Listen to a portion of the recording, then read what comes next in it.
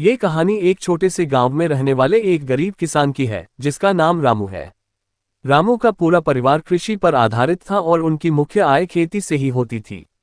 वे एक छोटे से खेत में जैविक खेती करते थे और उन्हें खेती में विशेष रुचि थी।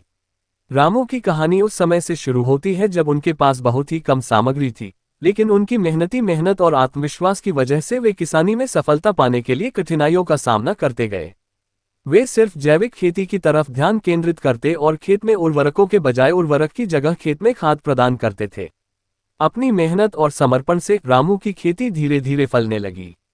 उनकी पैदावार बढ़ती गई और उनकी मुनाफा कमाने की क्षमता में भी वृद्धि हुई। वे अपनी उत्पादों को स्थानीय बाजार में बेचते और इससे उनकी आर्थिक स्थिति में सुधार होने लगा। रामू की सफलता उनके परिश्रम, संघर्ष और सहनशीलता की कहानी है। उन्होंने कभी हार नहीं मानी और हमेशा आगे बढ़ने का प्रयास किया। उनकी कहानी गांव के लोगों के लिए प्रेरणास्रोत बनी और उन्होंने दिखाया कि छोटे सपनों को हकीकत में बदलने का सबसे महत्वपूर्ण कदम है मेहनत और संघर्ष। इस कहानी से हमें ये सीखने को मिलता है कि सफलता पाने के लिए धैर्य और परिश्रम अत्यंत महत्वपूर्ण होते हैं, चाहे आप किसी भी क्षेत्र में हो।